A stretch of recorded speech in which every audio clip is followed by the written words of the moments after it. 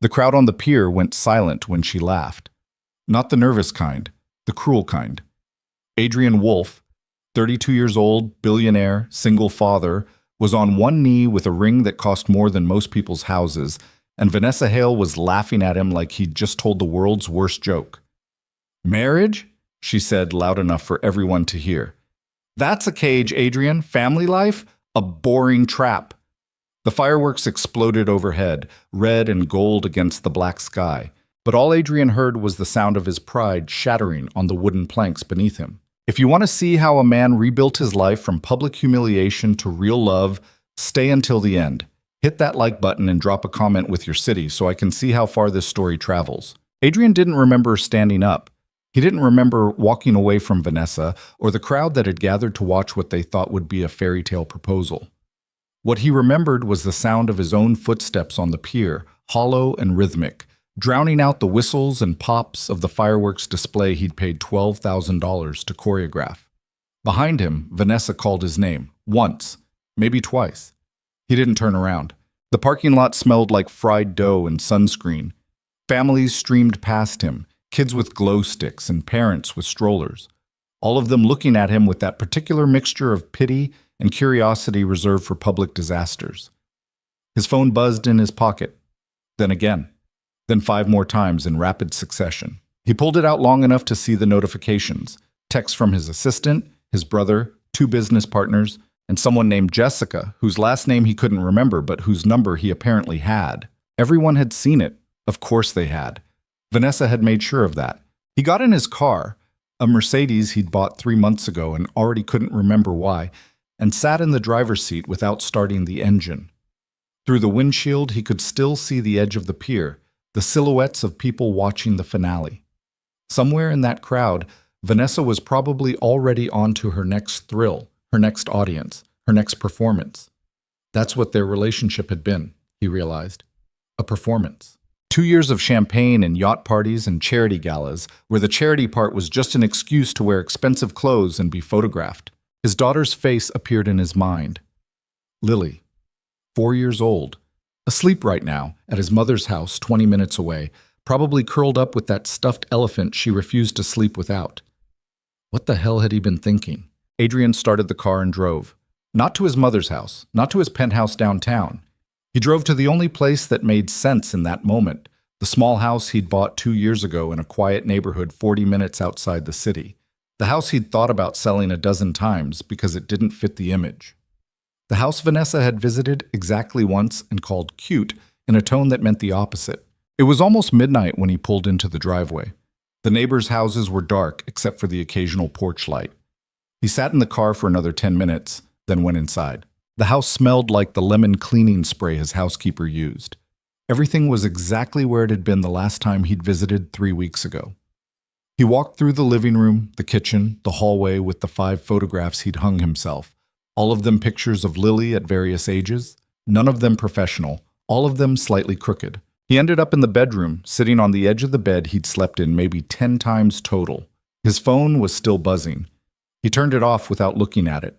The thing about humiliation, Adrian thought, was that it clarified things, stripped away the noise, made you look at what was actually there instead of what you'd convinced yourself was there. What was there, in his case, was a 40-hour work week that had somehow become 80 hours. A social calendar managed by an assistant who scheduled his life in 15-minute increments. A rotation of restaurants where he knew the owners by name and they knew his drink order, and neither of those facts meant anything. A relationship with a woman who thought commitment was something that happened to other people, boring people, trapped people, people without vision. And Lily. Always Lily. Waiting for him to show up. Waiting for him to be present instead of just there. Waiting for him to build something that looked like a life instead of an itinerary. He'd proposed to Vanessa because some part of him, the part that still remembered who he'd been before the money, before the company, before the investors and the board meetings and the features in business magazines, had wanted to believe he could have both. The empire and the family. The success and the simplicity. The woman who made him feel alive and the stability his daughter needed. But Vanessa had been right about one thing. Marriage would have been a cage. Not for her, for him. He would have spent the rest of his life trying to keep up with someone who was always running toward the next thing, the next adventure, the next crowd to perform for. He lay back on the bed and stared at the ceiling. Somewhere in the city, fireworks were still going off. He could hear them faintly through the closed windows, distant thunder that meant nothing. By the time the sun came up, he'd made his decision. Adrian called Vanessa at 7 in the morning. She answered on the fourth ring, her voice thick with sleep or maybe something else. Adrian, Jesus, what time is it? We're done, he said. Silence on the other end. Then a laugh, smaller than the one on the pier, but just as sharp. Because I didn't say yes? Come on. You knew what this was. I did, Adrian said. That's the problem. So what? You're going to find some nice girl who wants to play house, bake cookies and carpool, and all that suburban nightmare bullshit? Maybe. You'll be bored in 6 months and... Maybe, Adrian said again, but I'd rather be bored than empty. He hung up before she could respond. Then he turned his phone back off, drove to his mother's house, and picked up his daughter. Lily was eating cereal at the kitchen table when he walked in. She looked up at him with those wide brown eyes that always made his chest tight, milk on her upper lip, and said, "Did Vanessa say yes?" His mother, standing at the counter with a cup of coffee, gave him a look that said she already knew the answer. Adrian sat down next to Lily and wiped the milk off her face with his thumb. "No, sweetheart. She didn't." "Oh." Lily went back to her cereal, apparently unbothered. "Can we go to the park?" "Yeah," Adrian said. We can go to the park." His mother followed him outside when he carried Lily's overnight bag to the car. "You okay?" she asked. "I'm fine." "You don't look fine." Adrian opened the car door and tossed the bag in the back seat. "I proposed to the wrong person for the wrong reasons. Now I'm fixing it." His mother crossed her arms. She was 63, sharp as ever, and had exactly 0 patience for his bullshit. "And what are the right reasons?" "I don't know yet," Adrian admitted, "but I know what they're not." She studied him for a long moment, then nodded. "Good. That's a start." Bombs. The next 3 months were the quietest of Adrian's adult life. He didn't date, didn't go to parties, didn't accept invitations to galas or benefits or networking events where everyone asked about Vanessa, and he had to smile and say they'd gone their separate ways. Instead, he worked. Not the performative kind of work where the point was to be seen working, but actual work. The kind that required focus and solved problems and moved the needle on things that mattered. His company had been profitable for years. Software solutions for mid-sized businesses. Nothing sexy, nothing revolutionary, just solid technology that worked and made people's lives easier. But the foundation he'd started 2 years ago, the one that was supposed to be a tax write-off and a good PR move, had been sitting in neutral because he'd been too busy with everything else to give it real attention. The mission was simple: bring education resources to underserved communities. Mobile learning labs, essentially retrofitted buses equipped with computers, books, internet access, and tutors that could park in neighborhoods where the schools were underfunded and the kids were falling through the cracks. It had been his brother's idea originally. Marcus, 3 years younger, a high school teacher who made $48,000 a year and somehow seemed happier than anyone Adrian knew. "You've got the money," Marcus had said over beers one night. "Do something with it that isn't another tax shelter." So Adrian had written the checks, hired a small staff, and let them handle it while he focused on the parts of his life that felt more urgent at the time, which, looking back, had mostly been Vanessa and the exhausting work of keeping her entertained. Now, with his calendar suddenly clear, he actually visited the mobile labs. The first one was parked in a neighborhood called Riverside, 40 minutes south of downtown. The houses were small, the yards were chain-link fenced, and the corner store had bars on the windows. Adrian pulled up in his Mercedes, immediately felt ridiculous, and made a mental note to buy something less conspicuous. The lab was a converted school bus painted blue and white with the Foundation's logo on the side. A book with wings, which Adrian had always thought was a little on the nose, but the design team had insisted. Inside, it was cramped but functional. 6 computer stations, shelves of books, a small area with beanbag chairs, and a woman in her early 30s standing at the front explaining fractions to a group of kids who looked like they'd rather be anywhere else. Adrian stood in the doorway and watched. The woman had dark hair pulled back in a ponytail, jeans with a hole in one knee, and a shirt that said, "Nevertheless, she persisted," in faded letters. She spoke clearly but not condescendingly, like she actually believed the kids could understand what she was teaching instead of just going through the motions. One of the kids, a boy maybe 10 years old, interrupted her. "Miss Clara, this is stupid. When am I ever going to use fractions?" The woman, Clara apparently, didn't miss a beat. "You want to split a pizza evenly with your friends? That's different. It's literally the same thing. Half a pizza, 1/4 of a pizza. That's fractions, Danny." "But nobody talks like that." "They do if they're trying to sound smart at parties." She smiled, and a couple of the kids laughed. "Look, you're right. Most of the time, you won't walk around talking about numerators and denominators, but learning how to think through problems, how to break big things into smaller pieces, how to see patterns, that's useful everywhere. That's the point." The boy didn't look convinced, but he stopped arguing. Clara moved on to the next concept, and Adrian stayed in the doorway, watching. When the session ended 20 minutes later, the kids filed out, loud and chaotic, and Clara started cleaning up. She didn't notice Adrian until she turned around and nearly walked into him. "Jesus," she said, stumbling back. "You scared me." "Sorry, I'm Adrian Wolf. I run the foundation." She blinked. "Oh, right, the guy who signs the checks." She wiped her hands on her jeans, then extended one. "Clara Bennett. I'm one of the tutors." Her handshake was firm, her palm slightly rough. Up close, Adrian could see the tiredness around her eyes, the kind that came from long hours and not enough sleep. "How long have you been doing this?" he asked. "The tutoring?" "About 8 months. Why?" "Just curious. You're good at it." "Thanks." She picked up a stack of papers from one of the desks and tapped them into order. "Is this an inspection? Because if it is, I should probably warn you that the heating system's been acting up, and we've been going through printer paper faster than the budget allows. So if you could increase our supply allocation, that'd be great." Adrian almost laughed. "Noted, but no, this isn't an inspection. I just wanted to see the program in action." "Well," Clara gestured around the cramped bus, "this is it. Not glamorous, but it works." "It does." She looked at him like she was trying to figure out whether he was being sincere or just saying what he thought he should say.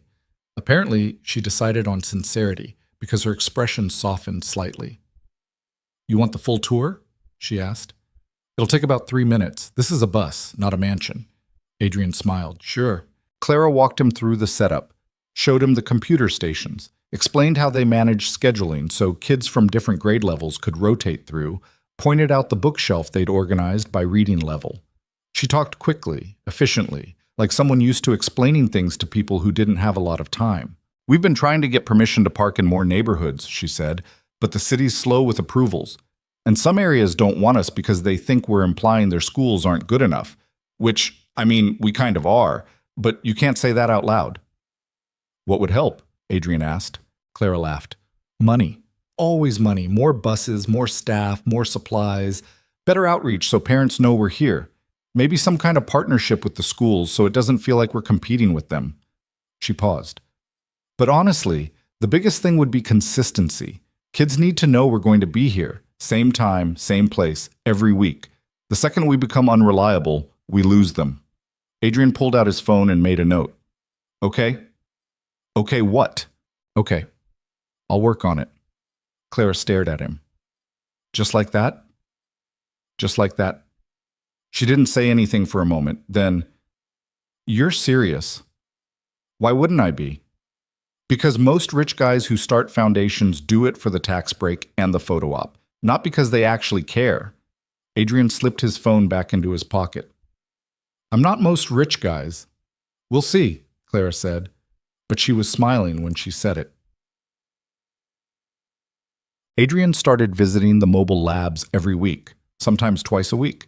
He told himself it was because he needed to understand the program better if he was going to expand it, which was true. But it was also true that the work felt different than anything else he'd been doing. It felt real. Clara was at most of the sessions he attended.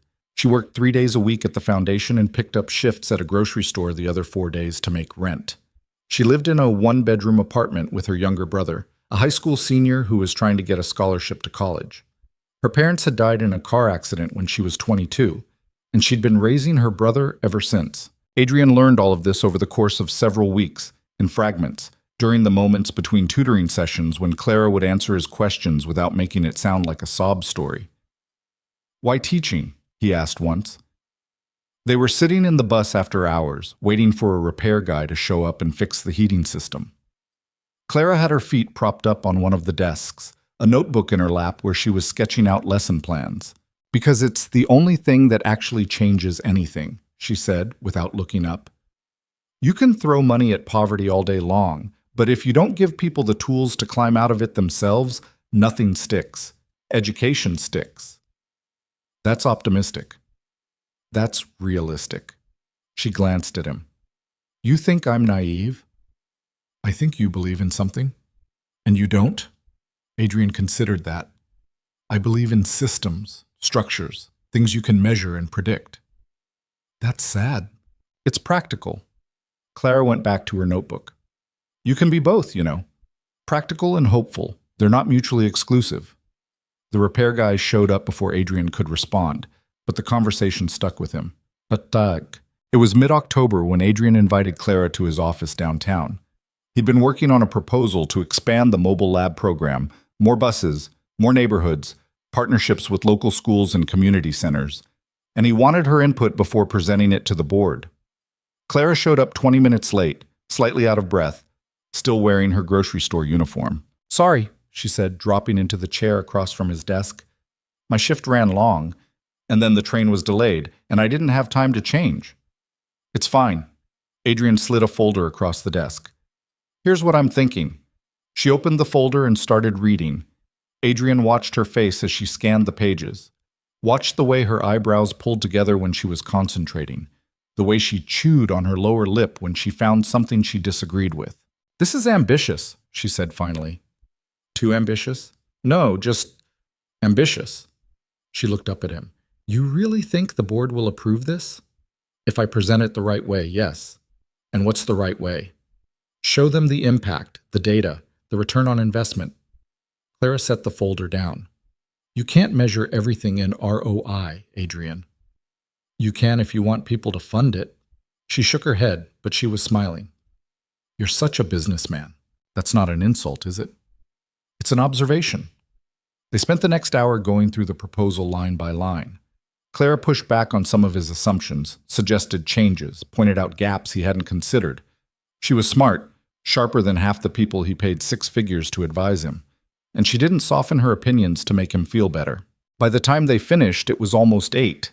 The office was mostly empty, just the hum of the HVAC system and the distant sound of a cleaning crew vacuuming somewhere on another floor.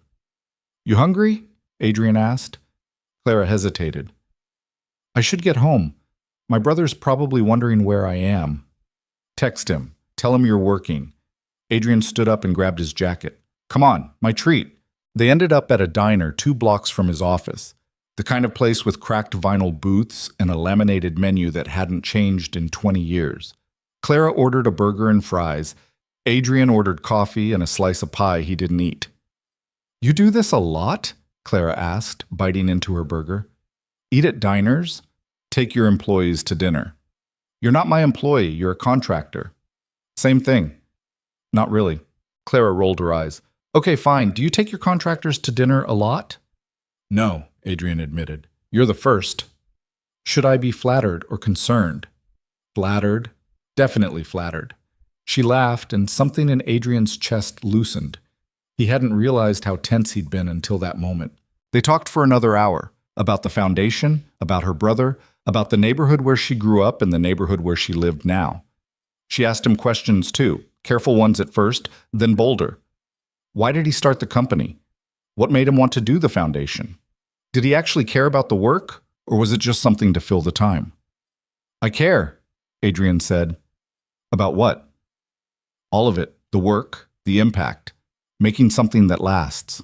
Clara studied him over the rim of her water glass. "What about the other stuff?" "What other stuff?"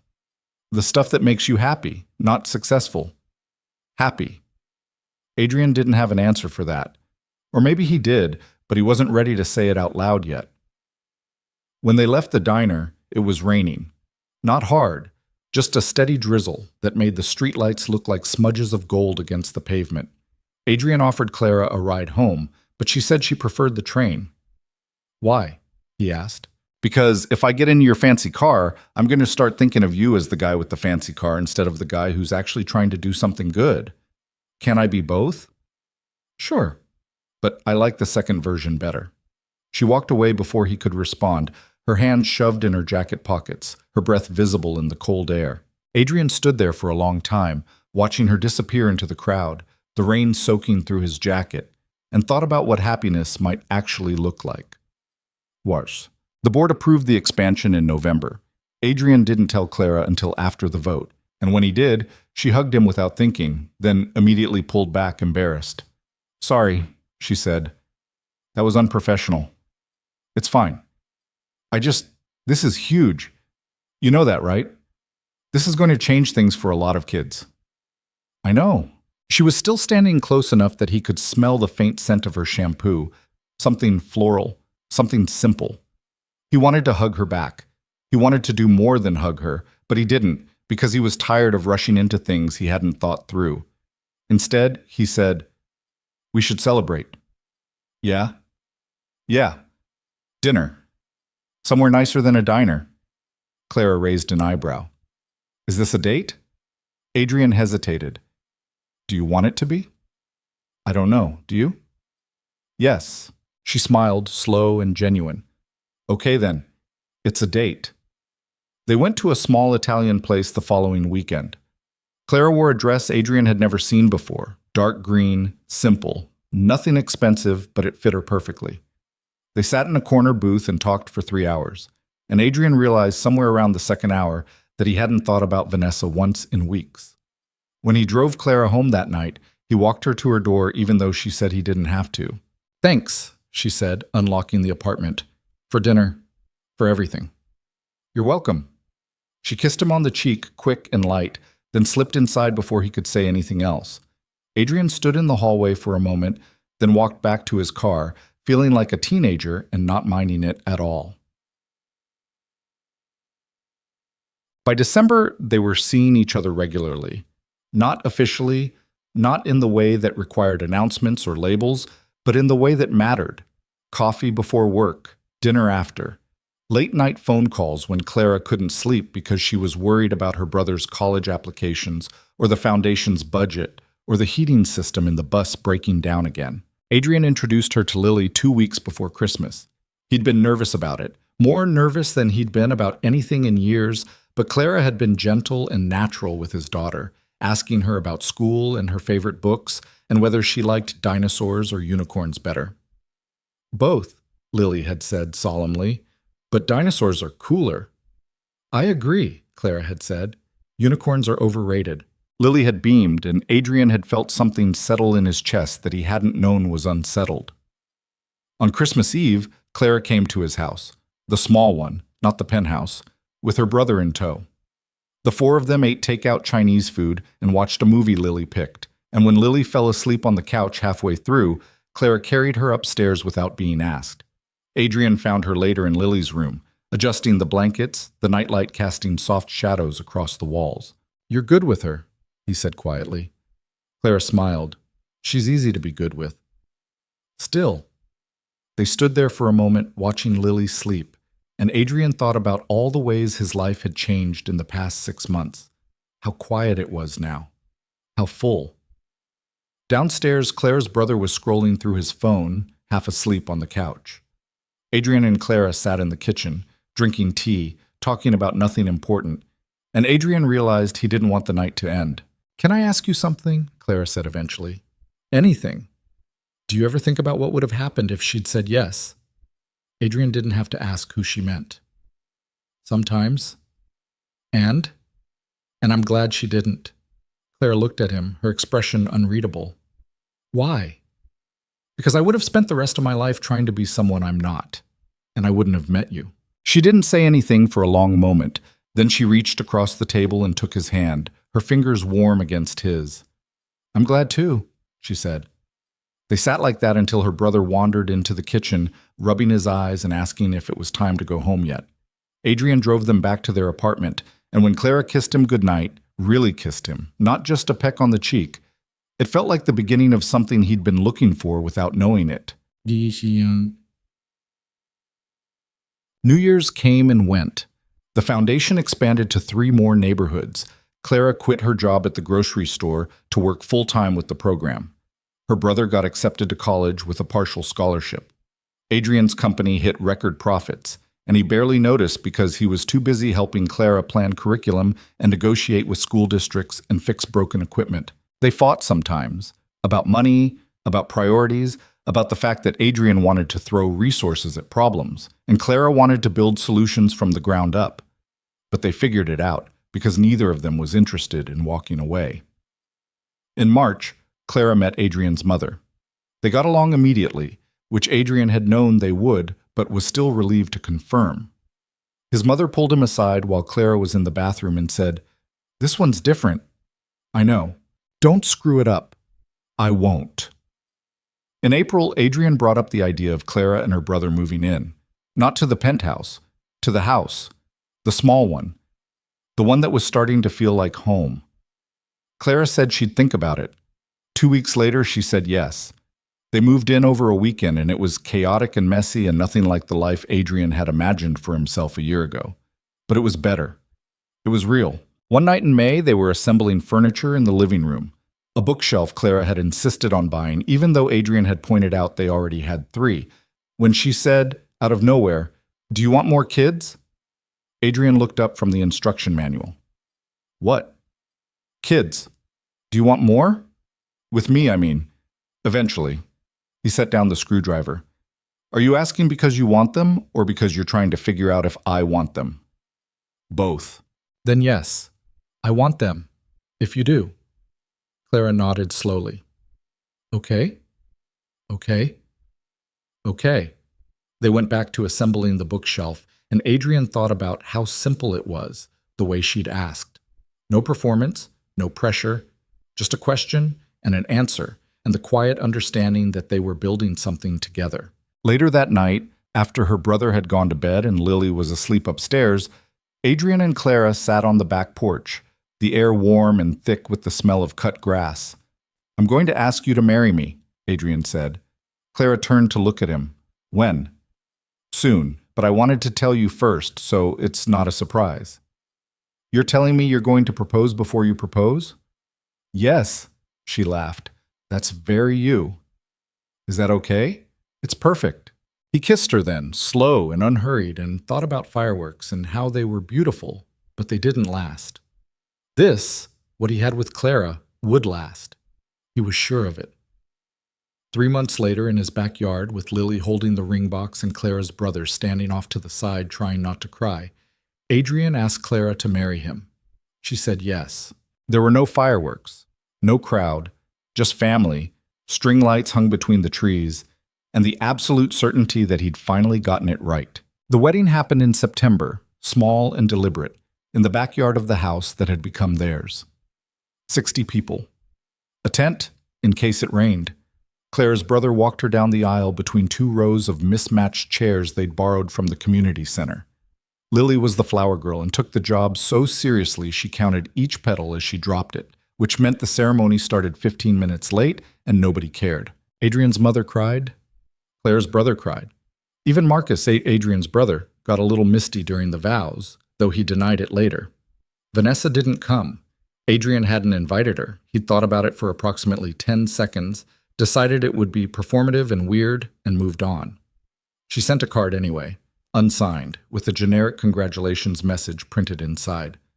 Clara found it mixed in with the other cards and held it up. "Is this from her?" she asked. Adrian glanced at it. "Probably." "You okay?" "I'm fine." Clara tossed the card in the recycling bin without another word, and that was the end of it. The reception was loud and chaotic. Someone's kid knocked over a chair. The caterer ran out of wine halfway through dinner, and Adrian's assistant had to make an emergency run to the liquor store. The DJ played 3 songs in a row that nobody had requested, and when Adrian asked him to switch to something else, the guy looked offended and said he was reading the room. "The room wants something we can actually dance to," Clara said, leaning over Adrian's shoulder.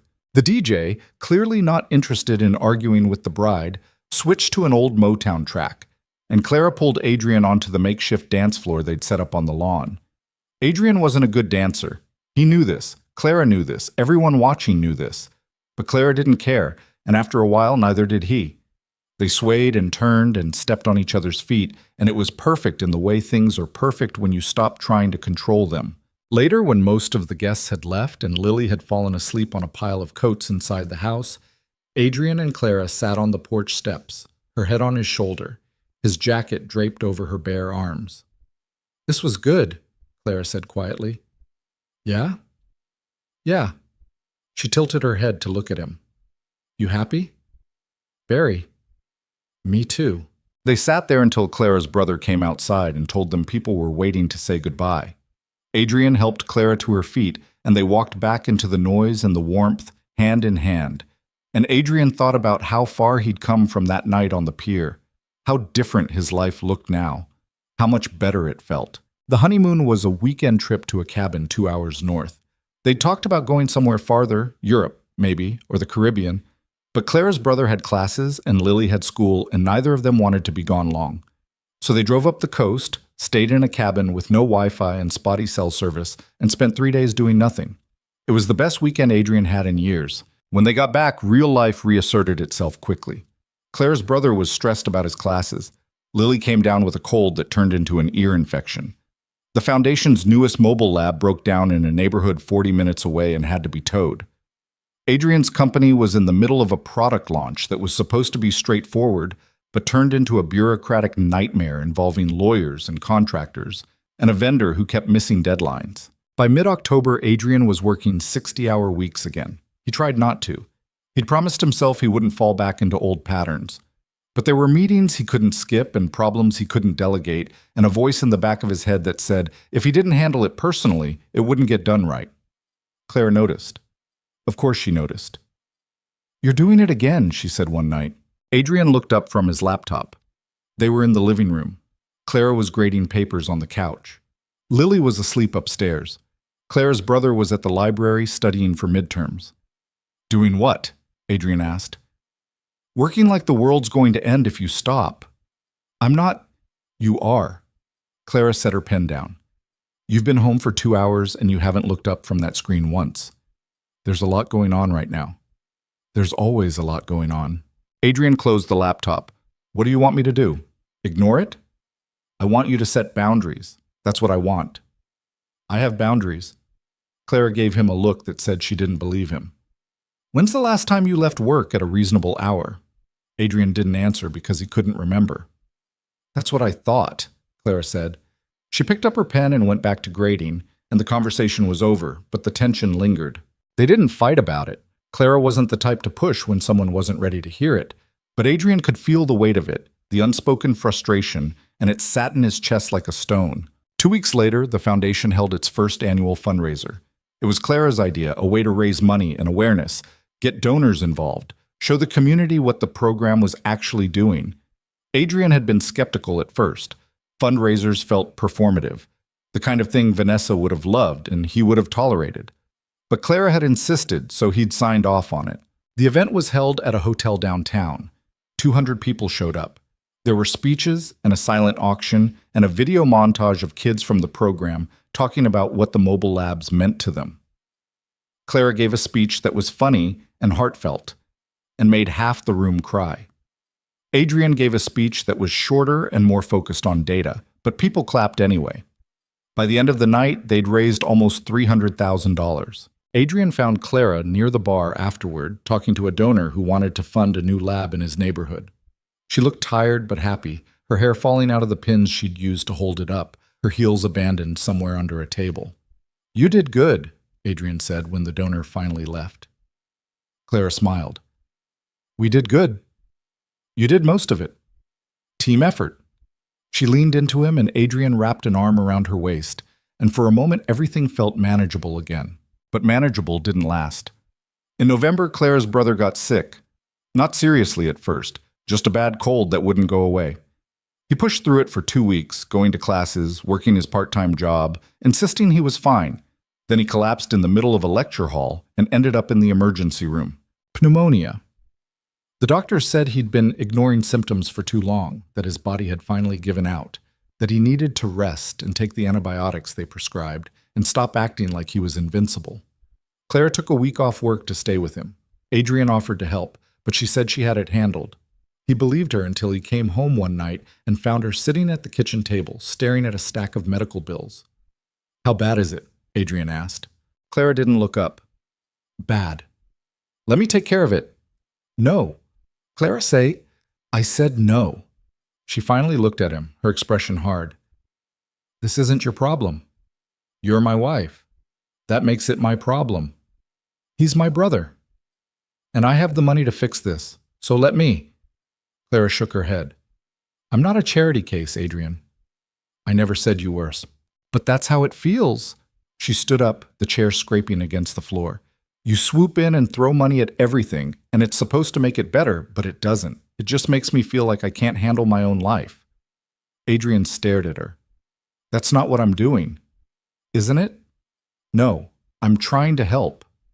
"I don't need help. I need—" She stopped, her jaw tight. "I don't know. I need to figure this out on my own." "Why? What does that prove?" "That I'm not with you because of your money." The words landed like a punch. Adrian took a step back, his hands falling to his sides. "You think that's why you're here?" he asked quietly. Clara's expression softened, but she didn't take it back. "I don't know. Sometimes I wonder." "Then you don't know me at all." He walked out before she could respond. Not out of the house, just out of the kitchen, into the den where he closed the door and sat on the couch and tried to figure out how they'd gotten here. They didn't talk about it that night. Clara slept in their bedroom. Adrian slept on the couch. In the morning, she was gone before he woke up, already at the hospital with her brother. The fight, or whatever it was, hung over them for days. They were polite to each other, functional, the way you are with a coworker you don't particularly like but have to get along with. Lily noticed and asked if they were mad at each other. Adrian said no. Clara said they were just tired. Neither answer was entirely true. It was Marcus who finally called Adrian out on it. They were having lunch at a sandwich shop near Adrian's office. Marcus had driven into the city for a meeting with his principal and suggested they meet up. Adrian had agreed, grateful for the distraction. "You look like hell," Marcus said, biting into his sandwich. "Thanks." "What's going on?" Adrian picked at his food. "Claire and I had a fight." "About what?" "Money. Her brother's medical bills. She won't let me help." Marcus nodded slowly. "And you don't understand why?" "No, I don't. I have the money. She needs the money. It's not complicated." "It is to her." Adrian looked up. "Why?" "Because she spent the last 8 years taking care of herself and her brother without anyone's help. That's her identity. You coming in and fixing everything with a checkbook undermines that." "That's ridiculous." "Is it?" Marcus took another bite, chewed, swallowed. "Think about it from her perspective. She's been independent her whole adult life. Then she marries you and suddenly you're trying to solve all her problems. How's that supposed to make her feel? Like I care about her? Like she's a project." Adrian set his sandwich down. "I don't think of her as a project. I know you don't. But she doesn't know that. Not when you're throwing money at things without asking if that's what she actually wants." Adrian leaned back in his chair, staring at the ceiling. "So what am I supposed to do? Just let her struggle?" "No, you're supposed to ask her what she needs instead of assuming you know." It was simple advice, obvious even, but Adrian hadn't done it. That night he came home early. Clara was in the kitchen making dinner. Lily was at the table drawing. Clara's brother was upstairs resting. The house smelled like garlic and something tomato-based. "Can we talk?" Adrian asked. Clara glanced at him, then at Lily. "After dinner." "Okay." They ate in near silence. Lily filled the gaps with a long story about something that happened at school involving a hamster and a fire drill. Adrian barely heard it. Clara nodded at the right moments, but her mind was clearly somewhere else. After dinner, Clara sent Lily upstairs to play and turned to Adrian. "What do you want to talk about?" she asked. "The fight, the money, all of it." Clara crossed her arms. "Okay." Adrian took a breath. "I'm sorry. I shouldn't have pushed, I should have asked what you needed instead of assuming. She didn't say anything for a moment. Then, I'm sorry too. I shouldn't have said that thing about not knowing why I'm with you. That wasn't fair. Was it true? No. She looked at him, her eyes steady. I'm with you because I love you. Not because of your money, but sometimes it's hard to separate the two when you keep using money to fix things. I'm not trying to fix you. I know, but it feels like it sometimes. Adrian nodded. So what do you need from me? Clara thought about it. I need you to let me handle some things on my own, even if it's hard, even if you could make it easier. I need to know I can still do that. Okay. Okay? Okay. I'll back off. She studied him, then walked over and wrapped her arms around him. Adrian held her, his chin resting on the top of her head, and thought about how marriage was harder than he'd expected. Not bad, just harder, because it required listening and adjusting and not assuming you had all the answers. Clara pulled back slightly. For what it's worth, I might need help with the bills. Adrian smiled. Yeah? Yeah, but I want to pay you back. You don't have to. I want to, Clara interrupted. It's important to me. Okay, we'll figure it out. They stood there for another moment, holding each other in the kitchen, and Adrian thought about how they were learning to do this, to be married, to be a team. It wasn't smooth, and it wasn't perfect, but it was real. December came, and with it the end-of-year chaos. The foundation was planning for the new year, which meant budgets and grant applications and meetings with potential donors. Adrian's company was closing out Q4, which meant reports and projections, and the annual board meeting where everyone pretended to care about long-term strategy while really just wanting to know about bonuses. Clara's brother recovered fully and went back to school. The medical bills got paid, half by Adrian, half through a payment plan Clara set up herself. They didn't fight about it again. Lily's kindergarten held a winter concert. All the kids dressed up in red and green and sang off key versions of holiday songs while parents recorded it on their phones. Adrian and Clara sat in the back row, holding hands, and when Lily spotted them in the crowd and waved so enthusiastically she nearly fell off the riser, they both waved back. On Christmas morning, they woke up to Lily jumping on their bed at 6 a.m, demanding they come see what was under the tree. Clara groaned and buried her face in the pillow. Adrian laughed and scooped Lily up and carried her back to her room, promising they'd open presents after breakfast. But I'm not hungry, Lily protested. You will be after you eat. That doesn't make sense. Life doesn't make sense, kid. You'll figure that out eventually. They made pancakes. Clara cooked. Adrian supervised. Lily mostly just got in the way, but was too excited to care. Clara's brother showed up around 8, carrying a bag of gifts he'd wrapped himself. The paper creased and the tape excessive, but the effort genuine. They opened presents in the living room. Lily got too many toys and not enough practical things, which Adrian's mother had warned him about, but he'd ignored. Clara got a necklace Adrian had spent too much money on, and a framed photo of the three of them that Clara's brother had taken at the wedding. Clara's brother got a new laptop because his old one had finally died, and he cried a little when he opened it, which made Clara cry, which made Lily ask why everyone was sad. We're not sad, Clara said, wiping her eyes. We're happy. Then why are you crying? Because sometimes happy looks like sad. Lily frowned, clearly unconvinced, but went back to her toys. Adrian got a watch from Clara, simple and classic, with an engraving on the back that said, "You're late." He laughed when he saw it. Am I? He asked. Always, Clara said, but I love you anyway. That afternoon, they drove to Adrian's mother's house for dinner. The whole family was there. Marcus and his wife, a couple of cousins, Adrian's aunt, who talked too much, and his uncle, who talked too little. It was loud and crowded and overwhelming, and at one point Adrian stepped outside just to breathe. Clara found him on the back porch 10 minutes later. You okay? She asked. Yeah, just needed a minute. She sat down next to him on the steps. Your family's intense. That's one word for it. I like them, though. Yeah? Yeah, they're loud and chaotic, and they ask too many personal questions, but they care. You can tell. Adrian smiled. That's a nice way of putting it. They sat in silence for a while, watching the sun dip lower in the sky, the air cold enough to see their breath. Can I ask you something? Clara said eventually. Always. Do you ever regret it? Marrying me instead of someone like Vanessa? Adrian turned to look at her. Where's this coming from? I don't know. I've just been thinking about it. You could have had someone glamorous and exciting, someone who fit your world better. You fit my world perfectly. You know what I mean. Adrian took her hand. I don't regret it. Not for a second. Vanessa was exciting, sure. But exciting gets exhausting. You're steady. In the best way. You make me feel like I can breathe. Clara smiled, but it didn't quite reach her eyes. I'm boring. You're not boring, you're real. Same thing. It's not. Adrian squeezed her hand.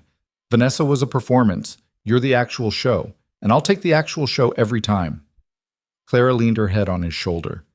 You're good with words when you want to be. I have my moments. They went back inside a few minutes later, back into the noise and the warmth and the chaos of family, and Adrian realized somewhere between dessert and Lily falling asleep on the couch that this was what he'd been looking for all along. Not perfection, not excitement, just this. The mess and the love and the ordinary magic of people showing up for each other. In January, the foundation launched 2 new mobile labs. The rollout was smoother than Adrian expected, mostly, because Clara had planned every detail down to the minute. She was good at that, seeing the big picture and the small pieces at the same time, making sure nothing fell through the cracks. The new labs were in neighborhoods that had been asking for resources for years. The response was immediate and overwhelming. Parents showed up with their kids. Teachers stopped by to see what the program offered. Local businesses donated supplies. It was everything Adrian had hoped for, and more. Clara was there for both launches, talking to parents, helping kids log into computers, explaining the program to anyone who asked. She looked tired but happy, the kind of tired that comes from work that actually matters. This is good, she said to Adrian during a quiet moment between sessions. It is. We're doing something real here. We are. She smiled, and Adrian felt that same tightness in his chest he'd felt the first time he watched her teach. The sense that he was part of something bigger than himself, something that would last. By February, they'd settled into a rhythm. Not perfect, but functional. Adrian still worked too much sometimes. Clara still pushed herself too hard. They still fought occasionally, about schedules, about priorities, about whose turn it was to deal with Lily's tantrums or her brother's stress about school. But they figured it out. They apologized when they needed to. They gave each other space when the other needed it. They showed up, even when it was hard. One night in late February, they were lying in bed, the house quiet except for the hum of the heater. I think we're doing okay, Clara said. Yeah? Yeah, I mean, it's not perfect, but it's good. Adrian turned to look at her. You sound surprised. I am, a little. I keep waiting for the other shoe to drop. What other shoe? I don't know. The part where you realize this isn't what you wanted. The part where it gets boring and you start looking for something more exciting. Adrian propped himself up on one elbow. That's not going to happen. You don't know that. I do. He kissed her forehead. You're it for me, Clara. I'm not going anywhere. She looked at him for a long moment, then nodded. Okay. Okay? Okay, I believe you. They fell asleep like that, tangled together, and Adrian thought about how trust was something you built over time, not with grand gestures, but with small moments, with showing up, with staying. In March, Vanessa's name appeared in the news. Adrian saw it on his phone during a meeting and almost ignored it, but curiosity got the better of him. The article was about a gallery opening in the city. Vanessa was quoted talking about the artist and the work and how important it was to support emerging talent. There was a photo of her in a black dress, smiling at the camera, looking exactly like she always had, polished, confident, untouchable. Adrian stared at the photo for a moment, then closed the article and put his phone away. That night, he told Clara about it. How do you feel? She asked. Adrian thought about it. Nothing, really. It's like looking at a stranger. That's good. Is it? Yeah, it means you've moved on. Adrian nodded. I have. Clara kissed him, and they didn't talk about Vanessa again. By April, the foundation had expanded to 6 neighborhoods. The waiting list for tutoring sessions was months long. Clara hired 2 more staff members and started training volunteers. Adrian secured additional funding from donors who'd been at the fundraiser and wanted to stay involved. It was working. All of it. The foundation, the marriage, the life they were building together. One afternoon, Clara came home and found Adrian assembling a crib in the spare bedroom. "What are you doing?" she asked. Adrian looked up. "Building a crib?" "I can see that. Why?" "Because we're going to need one." Clara stared at him.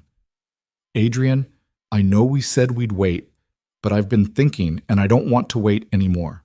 I want this. With you. Now." Clara crossed her arms. "You can't just decide that on your own." "I'm not deciding on my own. I'm asking." "By building a crib?" "By starting the conversation." Clara shook her head, but she was smiling. "You're ridiculous." "Is that a yes?" "It's a maybe, a strong maybe." Adrian grinned. "I'll take it." They talked about it over the next few weeks, not in one big conversation, but in fragments. Over dinner, during walks, late at night when they couldn't sleep. Clara had concerns about money, about time, about whether they were ready. Adrian had concerns too, but his were different. He wanted to make sure Clara wanted this for herself, not just because he did. In the end, they decided to try. Not with pressure or timelines, just with the understanding that if it happened, it happened. And in early June, it happened. Clara took the test on a Saturday morning while Adrian was making breakfast. She came downstairs 10 minutes later, holding the stick, her face unreadable. "Well?" Adrian asked. Clara handed him the test. 2 lines. Adrian stared at it, then at her, then back at the test. "We're pregnant," Clara said. "We're pregnant," Adrian repeated. "Can't." They stood there in the kitchen, the eggs burning on the stove, the test still in Adrian's hand, and then Clara started crying and Adrian started laughing, and they held each other while the smoke alarm went off and Lily yelled from upstairs, asking what was burning. It was chaotic and imperfect and exactly right. The first trimester was brutal. Clara spent most mornings hunched over the toilet, while Adrian held her hair back and tried not to look as worried as he felt. She couldn't keep down coffee, couldn't stand the smell of chicken, and cried during a commercial about a dog finding its way home. "This is hormones," she said, wiping her eyes. "I know it's hormones, but I can't stop." Adrian handed her a tissue. "You don't have to stop." "I'm being ridiculous." "You're pregnant. You're allowed to be ridiculous." Lily took the news better than Adrian expected. She'd asked for a baby brother or sister approximately 600 times over the past year, so when they finally told her, she screamed loud enough that the neighbors probably heard. "When?" she demanded. "January," Clara said. "Maybe February. That's forever. It's 7 months." Lily frowned, clearly doing math in her head that didn't add up. "Can I name it?" "We'll talk about it," Adrian said, which was code for absolutely not, but he wasn't ready to have that fight yet. Clara's brother was happy for them, but also visibly terrified, which made sense given that he was 20 years old, and the idea of a baby probably sounded like a nightmare. He gave Clara an awkward hug and told Adrian congratulations, and then excused himself to go study, which Adrian suspected was code for panic in private. By July, Clara was showing. Not a lot, just enough that her jeans didn't fit right, and she started wearing Adrian's shirts around the house. She hated it at first, the physical proof that her body wasn't entirely hers anymore, but eventually she made peace with it in the way you make peace with things you can't control. The foundation kept growing. They added another mobile lab in August, this one funded entirely by a donor who'd seen the program featured in a local news segment. Clara wanted to be at the launch, but Adrian convinced her to stay home after she nearly passed out from heat exhaustion during a planning meeting. "I'm fine," she'd insisted. "You're not fine. You're pregnant and exhausted and it's 95 degrees outside." "I can handle it." "I know you can, but you don't have to." She'd glared at him, but she'd stayed home. Adrian went to the launch alone, cut the ribbon, gave a short speech about community and opportunity, and thought about Clara the entire time. About how much of this program was hers. About how she'd built it from the ground up while he'd just written checks. He told her that when he got home. "You did more than write checks," Clara said. She was lying on the couch with her feet propped up, a book open on her stomach. "Not really. You believed in it. That matters. You made it real." Clara smiled. "Team effort, remember?" Adrian sat down next to her and put his hand on her stomach. "How's the baby?" "Kicking, a lot." "Can I feel?" "Give it a minute." They sat there in silence. Adrian's hand warm against her shirt, waiting. And then he felt it, a small, distinct push against his palm. Was that? Yeah, Claire said. That was it. Adrian felt something crack open in his chest, something he didn't have words for. He'd been through this before with Lily, but somehow it felt different this time. Maybe because he was older, maybe because he was more present, maybe because he'd learned that nothing about parenthood was guaranteed, and every small moment like this was a gift. You're going to be a dad again, Clara said quietly. I know. Scared. Terrified. She laughed. Me too. They stayed like that for a long time. Adrian's hand on her stomach, the baby moving beneath it, and Adrian thought about how much his life had changed in 2 years, how unrecognizable it was from the life he'd been living when he proposed to Vanessa on that pier, how much better it was now, even when it was hard, especially when it was hard. In September, they found out they were having a boy. Lily immediately started lobbying to name him something ridiculous like Dragonfire or Captain. Clara vetoed both. They settled on James after Clara's father, with the understanding that Lily could pick the middle name as long as it wasn't completely insane. She picked Alexander, which was surprisingly normal, and when Adrian asked why, she said it sounded like a king's name. Fair enough, Adrian said. By October, Clara was too pregnant to do much of anything. She still went to the foundation 3 days a week, but she mostly sat at a desk and directed other people instead of doing the physical work herself. She hated it. Adrian could tell she hated it, but she didn't complain, which somehow made it worse. You don't have to keep going in, Adrian said one night. They were in bed, Clara propped up on about 17 pillows because lying flat made her feel like she couldn't breathe. I want to, she said. I know, but you don't have to. If I stop now, I'll go crazy sitting at home. So find something else to do. Read, sleep, grow a human. You're already busy. Clara turned to look at him. Are you trying to bench me? I'm trying to keep you from burning out. I'm fine. You fell asleep at your desk yesterday. That was one time. Clara, she sighed. Okay, fine. I'll cut back, but I'm not stopping completely. I'm not asking you to stop completely. Good. Because I wouldn't listen anyway. Adrian smiled. I know. Halloween came and went. Lily dressed up as a vampire and collected enough candy to last until Christmas. Clara handed out candy to trick-or-treaters while sitting in a lawn chair on the porch because standing for more than 10 minutes made her back hurt. Adrian stayed inside with her, occasionally getting up to refill the bowl, and thought about how next year there'd be a baby. How different everything would look. In early November, Clara's brother came home for Thanksgiving break. He looked older somehow, more settled, like college was agreeing with him. He helped Adrian set up extra chairs in the dining room for the dinner they were hosting and asked questions about the baby that made it clear he'd been reading parenting books in secret. You don't have to do that, Clara said when he asked about sleep schedules.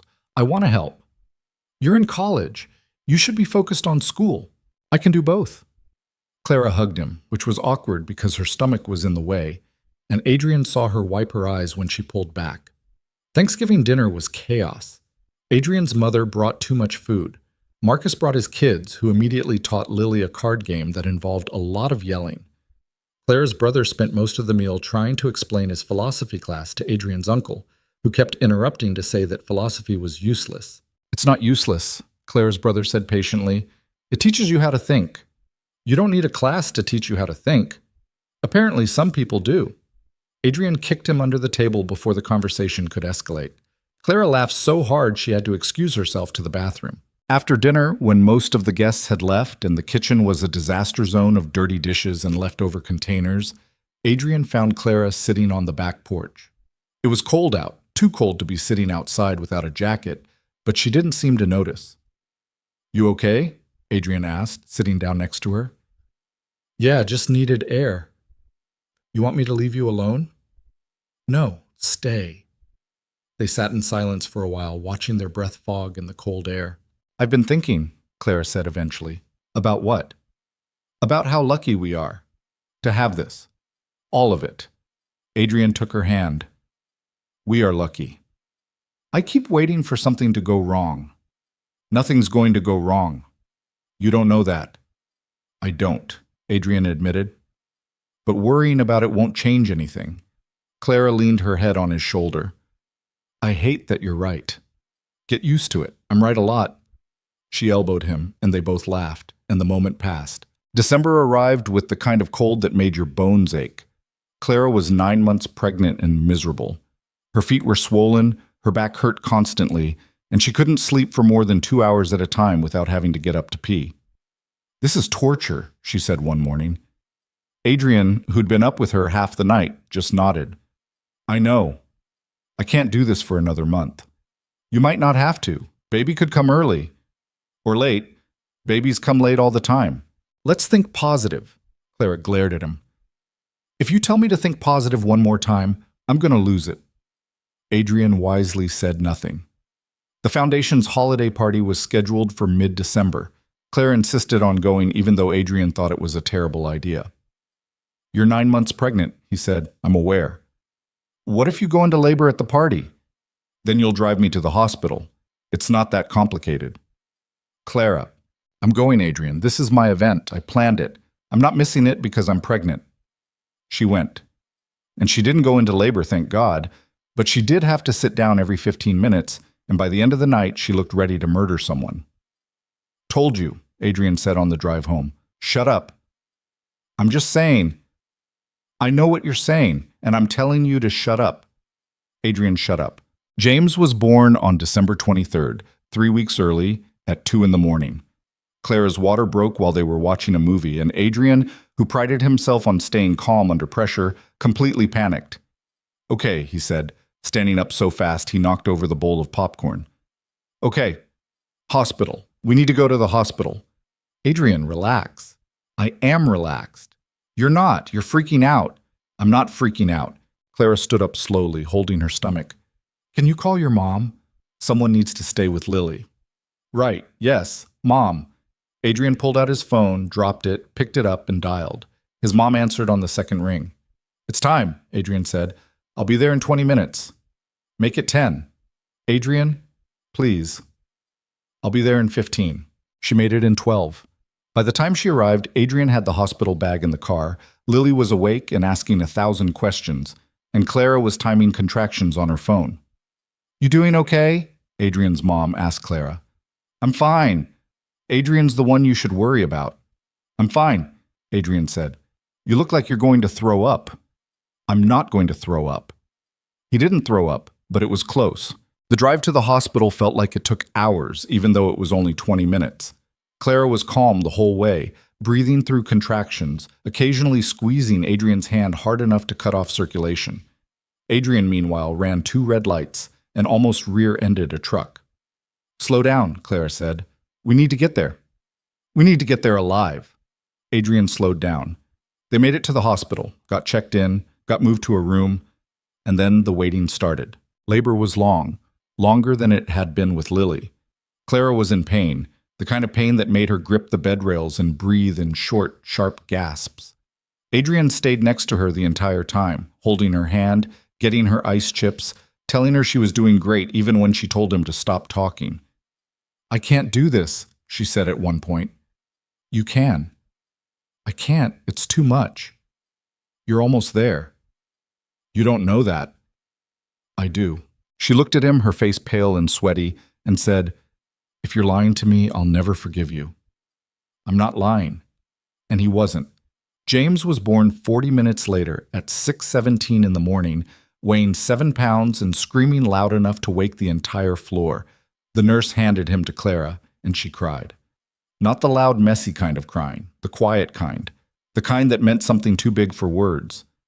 Adrian cried too, which he hadn't expected, but there it was. He's perfect, Clara said. He is. You want to hold him? Adrian took James carefully, like he was made of glass, and looked down at his son's tiny, scrunched-up face. He had Clara's nose, Adrian's eyes, and absolutely no idea how much his life was about to change. Hey, buddy, Adrian said quietly. I'm your dad. James stopped crying for exactly 3 seconds, then started up again. Clara laughed. He's not impressed. He will be. Maybe.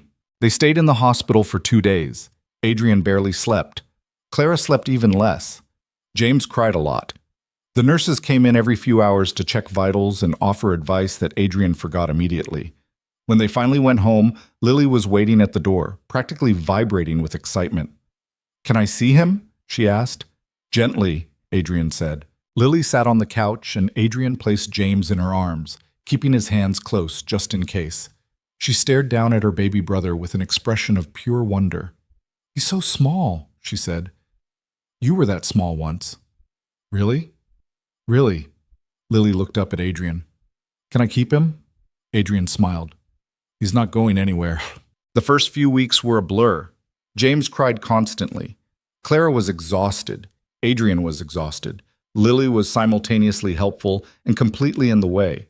Clara's brother came home for winter break and helped when he could, but mostly he just looked terrified every time James started screaming. "Is this normal?" he asked one night. "Unfortunately," Clara said. "How do people do this?" "Very carefully."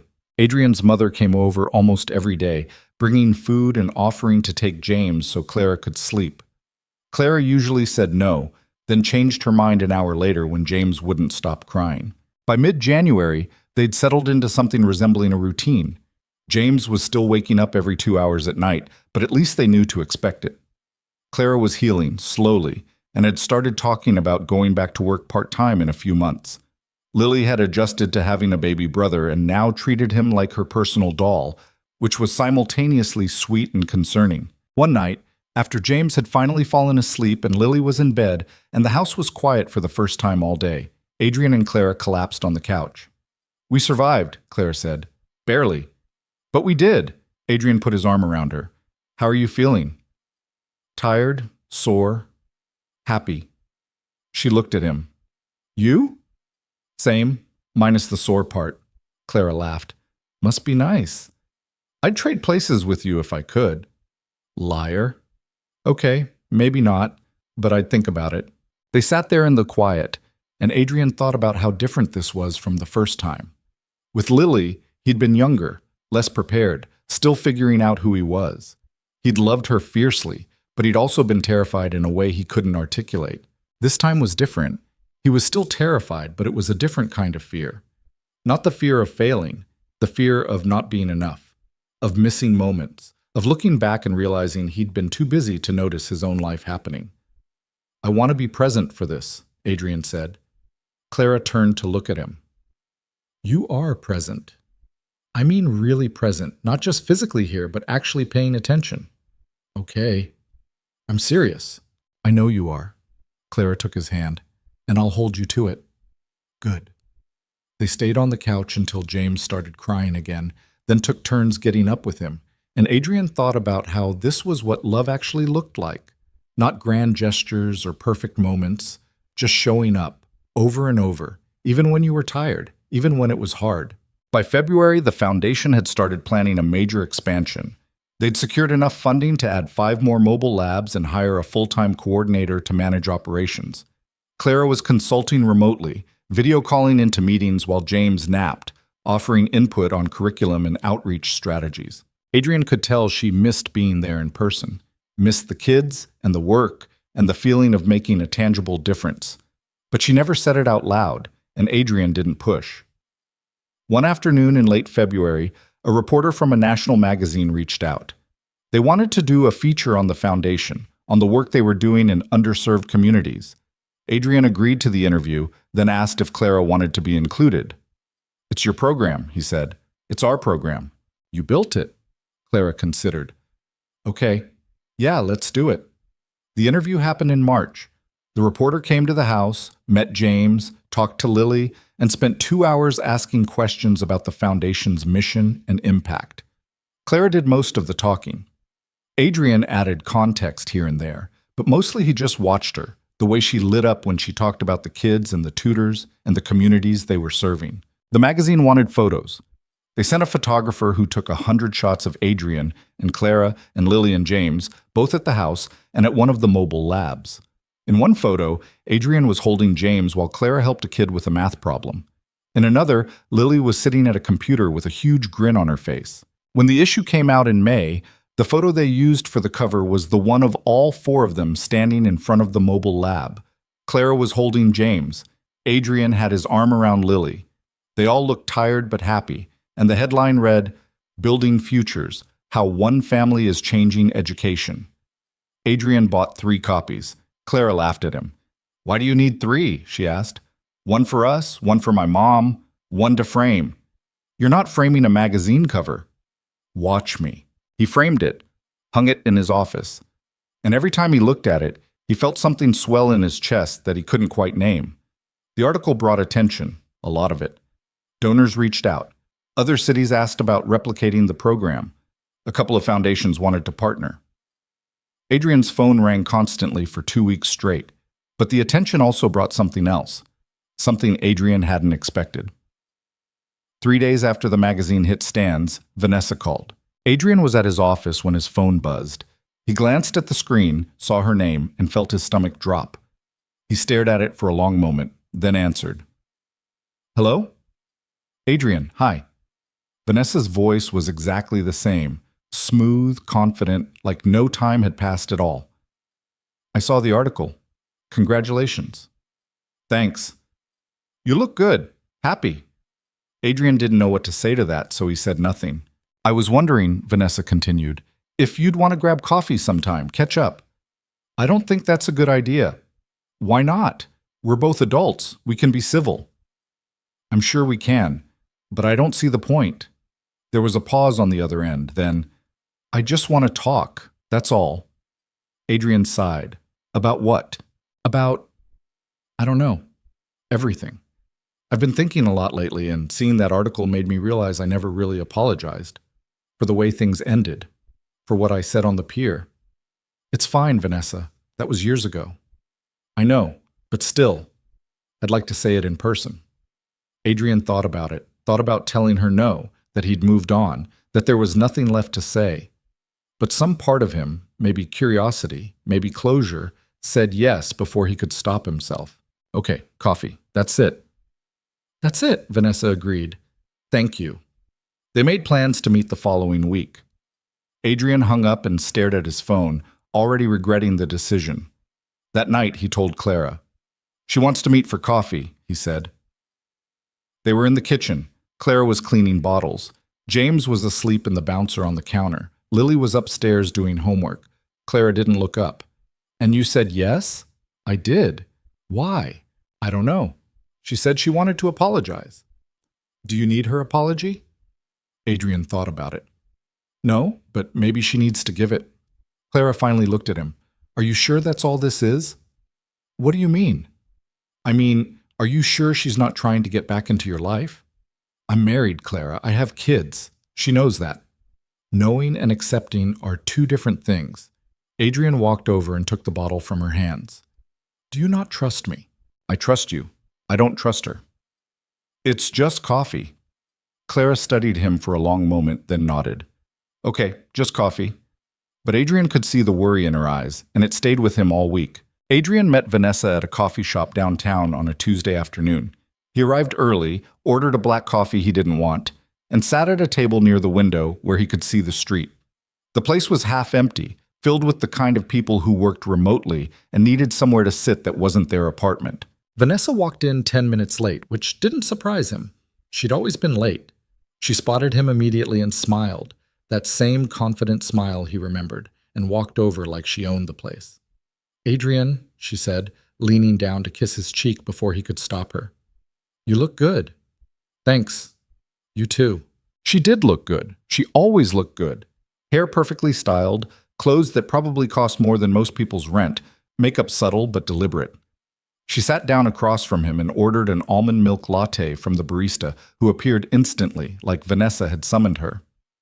"So," Vanessa said once the barista left, "how have you been?" "Good. Busy." "I saw the article, the magazine cover. Very impressive." "Thanks. You have a son now, James, right?" "Yeah, James." "And you're still with Clara?" It wasn't a question, but Adrian answered anyway. "I am." Vanessa nodded slowly, her fingers tracing the edge of the menu even though she'd already ordered. "She seems nice. In the article, I mean, down to earth." "She is." Different from me. Adrian didn't take the bait. Yeah, she is. The barista brought Vanessa's latte. She took a sip, set it down, and looked at Adrian with an expression he couldn't quite read. I wanted to apologize, she said finally, for what happened on the pier, for laughing at you, for saying those things in front of everyone. It's fine. It was a long time ago. It's not fine. I was cruel, and I've regretted it ever since. Adrian studied her face, looking for signs of performance, of the calculated emotion she was so good at. But all he saw was tiredness, the kind that came from carrying something heavy for too long. Why now? He asked. What do you mean? Why apologize now? It's been years. Vanessa looked out the window. Because I saw that photo of you and your family and I realized something. You got everything you wanted. The wife, the kids, the meaningful work. And I'm still, I don't know, chasing something I can't define. You could have those things too. Could I? She looked back at him. I don't know if I'm built for it, Adrian. The settling down part, the ordinary life part. It's not ordinary. You know what I mean? Adrian took a sip of his coffee. It was cold now, bitter. Then why apologize? If you don't regret the choice you made, what are you sorry for? Vanessa was quiet for a moment. I'm sorry for hurting you, for making you feel small. You didn't deserve that. No, I didn't. I was scared, she said quietly. You asking me to marry you meant giving up a version of myself I wasn't ready to let go of. And instead of just saying that, I made you the villain, like you were trying to trap me instead of just loving me. Adrian set his cup down. I did love you. I know. But I loved the idea of you more than the actual you, and you loved the idea of me more than the reality. We were never going to work. Vanessa smiled, sad and small. No, we weren't. They sat in silence for a while. People came and went around them. Someone's phone rang. A chair scraped against the floor. Life continued, indifferent to their conversation. Are you happy? Vanessa asked eventually. Yes. Really happy? Not just content, but actually happy. Adrian thought about Clara, about James sleeping on his chest at 3 a.m, about Lily teaching him card games she made up on the spot, about the chaos and the noise and the beautiful mess of his life. Really happy, he said. Vanessa nodded. Good. I'm glad. What about you? I'm working on it. She finished her latte. I met someone a few months ago. He's a photographer, travels a lot. We're taking it slow. That's good. He asked me to move in with him. And I'm thinking about it, which is progress, I guess. Adrian smiled. It is. They talked for another 20 minutes, small talk mostly, about work and mutual acquaintances and the city changing. It was almost pleasant, almost normal, like they were just two people who used to know each other, catching up over coffee. When Vanessa finally stood to leave, she looked at Adrian for a long moment. Thank you, she said, for meeting me, for listening. You're welcome. And thank you for not hating me. I never hated you, Vanessa. I just moved on. She smiled. I can see that. She left without kissing his cheek this time, just a small wave as she walked out. Adrian watched her go, then sat there for another 10 minutes, finishing his cold coffee and thinking about closure and how strange it was that something that had once felt so important could become so distant. When he got home, Clara was on the floor with James, doing tummy time while Lily read aloud from a book about dinosaurs. She looked up when Adrian walked in. How was it? She asked. Adrian sat down next to her. It was fine. She apologized. We talked. It was fine. Just fine? Yeah, it didn't feel like anything, really, like talking to someone I used to work with. Clara searched his face. And that's okay with you? More than okay. Adrian leaned over and kissed her.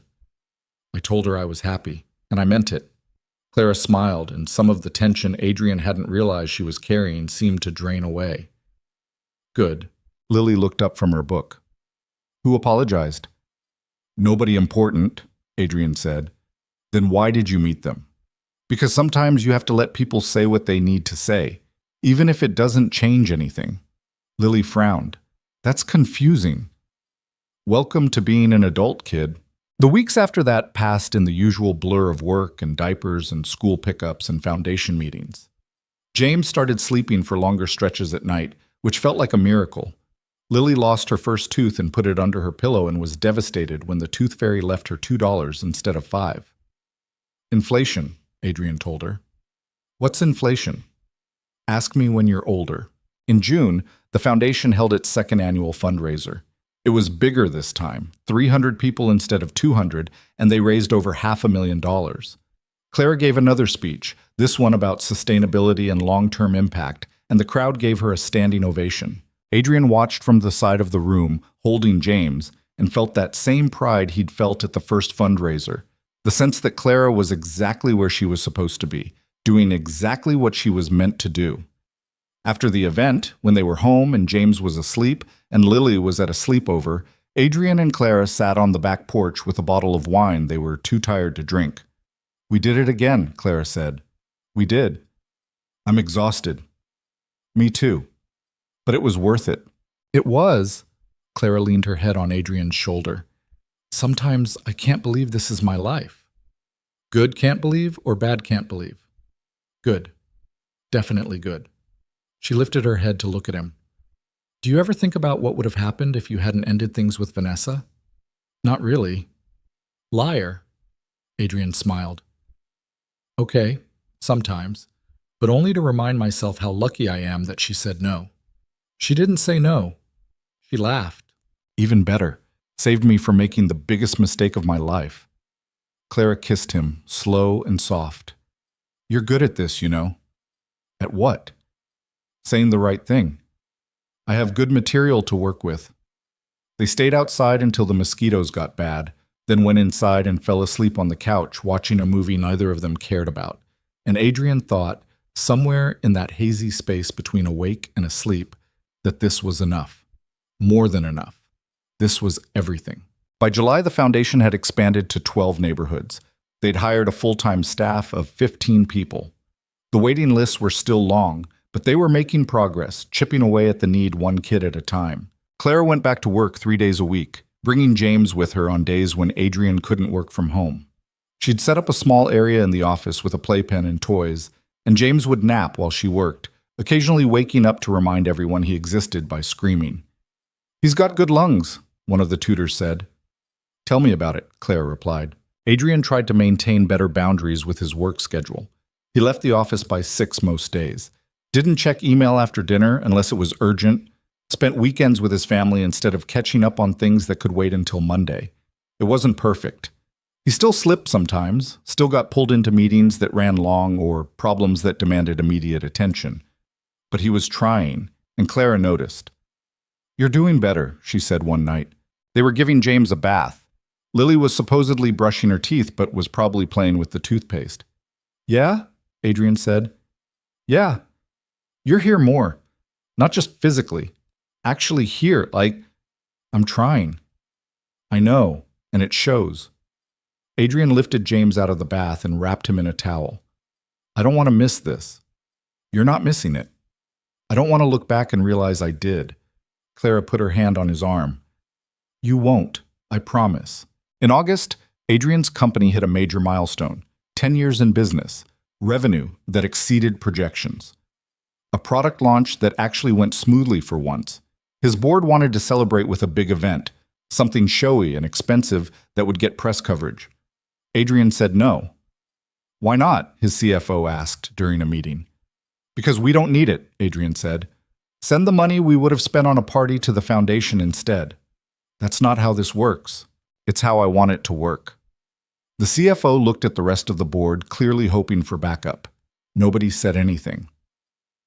Fine, the CFO said finally, but you're explaining it to the investors. Adrian did, and most of them didn't care.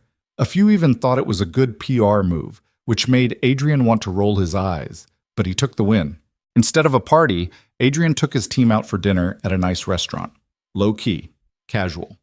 Everyone went home by 10, and Adrian felt better about it than he would have about some overproduced event with speeches and awards and people networking instead of actually talking. September brought Lily's first day of second grade. She was nervous, which surprised Adrian because Lily was never nervous. But she stood at the bus stop holding his hand tighter than usual, her backpack almost as big as she was. "What if the other kids don't like me?" she asked. "They'll like you." "How do you know?" "Because you're funny and smart and kind. And if they don't like you, that's their loss." Lily looked up at him. "Do you have to say that because you're my dad?" "No, I say it because it's true." The bus pulled up. Lily hugged him quickly, then ran to get in line. She turned back once before climbing the steps, waved, and Adrian waved back. Clara was waiting at home with James when Adrian got back. "How'd it go?" she asked. "She was nervous. She'll be fine." "I know, but I hate that she was nervous. That's part of growing up, learning to be uncomfortable and doing it anyway." Adrian sat down next to her. "When did you get so wise?" "I've always been wise. You just weren't paying attention." James started fussing, and Clara picked him up, bouncing him gently. Adrian watched them, his wife and his son, and thought about how much had changed in 3 years, how unrecognizable his life was from what it had been. In October, the magazine that had featured the foundation reached out again. They wanted to do a follow-up piece, something about the growth of the program and its impact on the communities it served. Adrian agreed with the condition that they focus on the people doing the actual work instead of him. The reporter came back, interviewed Clara and several of the tutors, talked to parents and kids, and spent a day riding along in one of the mobile labs. The article came out in December, and it was better than the first one. More depth, more stories, more proof that the work mattered. Adrian bought 5 copies this time. Clara still laughed at him. "You're becoming a hoarder," she said. "I'm documenting our legacy." "That's a fancy way of saying hoarder." Christmas was quiet that year. Just immediate family. Adrian's mother, Marcus, and his wife and kids. Clara's brother, who was home from college. They ate too much food and exchanged gifts and watched James try to eat wrapping paper while Lily opened presents for him and narrated what he was supposedly thinking. "He loves this truck," Lily said, holding up a toy James hadn't even looked at. "How do you know?" Adrian asked. "I can tell. We have a special connection." "Right." On Christmas night, after everyone had left and the kids were asleep, Adrian and Clara sat in the living room surrounded by the wreckage of torn paper and discarded bows. "We should clean this up," Clara said. "We should." Neither of them moved. "I'm tired," Clara said. "Me too." "But it was good." "It was." Clara turned to look at Adrian. "I have something to tell you." Adrian's stomach dropped. "What?" "Don't panic. It's good. At least I think it's good." "Clara, you're killing me here." She smiled. "I'm pregnant." Adrian stared at her. "What?" "Pregnant. Again. I took a test this morning." "How? I mean, I know how, but are you serious?" "Very serious." Adrian didn't know what to say. They hadn't been trying. James was barely 6 months old. The foundation was expanding. Clara had just gone back to work. The timing was terrible, but Clara was smiling, and Adrian realized the timing didn't matter. Nothing about his life had followed a plan, and it had all worked out anyway. "How do you feel?" he asked. "Terrified, excited, nauseous." "In that order?" "All at once." Adrian pulled her close. "Okay, we can do this." "You sure?" "No, but we'll figure it out." Clara laughed. "That's becoming our motto." "It's a good motto." They sat there in the mess, holding each other, and Adrian thought about how life kept happening whether you were ready for it or not. The trick was learning to roll with it instead of fighting it. New Year's came and went. Clara's morning sickness was worse this time, which she said was a good sign even though it didn't feel like one. James started crawling, which meant the house had to be baby-proofed all over again. Lily announced she wanted to be a scientist when she grew up, then changed her mind 3 days later and decided on astronaut. By February, Clara was showing again. They told Lily, who was thrilled. They told Clara's brother, who looked like he might faint. They told Adrian's mother, who cried and said she was running out of room for all these grandchildren. "You'll make room," Adrian said. "I will. But you're buying me a bigger house." Deal. In March, Adrian got a call from a reporter at a different magazine. They wanted to interview him about building a successful business while maintaining work-life balance. Adrian almost laughed. "I don't have work-life balance," he told the reporter. Then what do you have? Adrian thought about it. I have priorities, and I try to stick to them most of the time. That's not a great quote. It's an honest one. The interview happened anyway. The article came out in April. It was fine.